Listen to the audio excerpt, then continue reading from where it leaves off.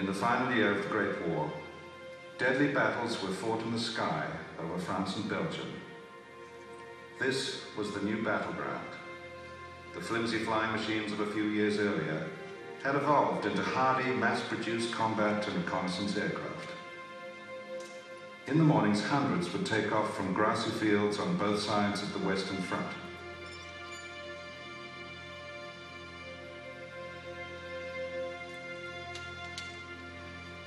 The Germans, even when facing defeat, still introduced new and deadly fighters, such as the fearsome Fokker D-7, which appeared in large numbers during summer 1918.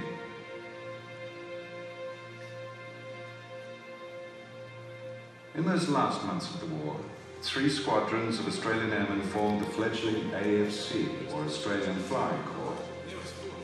One of these squadrons had a reconnaissance and artillery spotting role and flew the ungainly RE-8.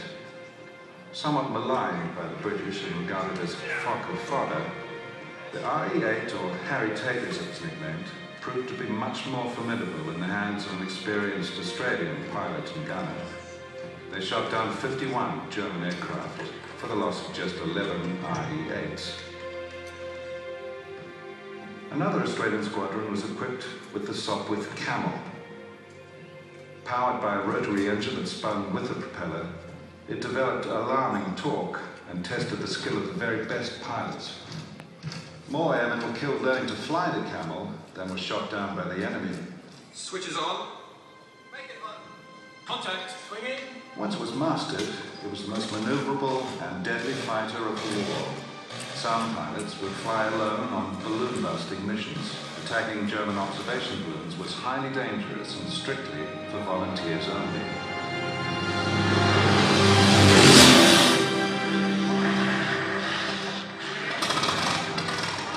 The Australian Flying Corps also flew the SE-5A fighter.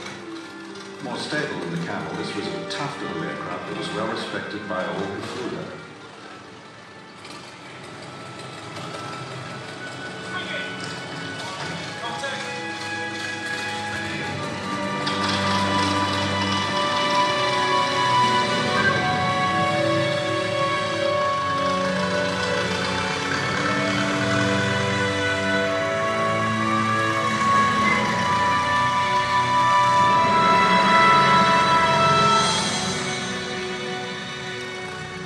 By the middle of 1918, large numbers of SE-5As were taken to the skies above France and Belgium, with most pilots flying 2 or 3 patrols each day.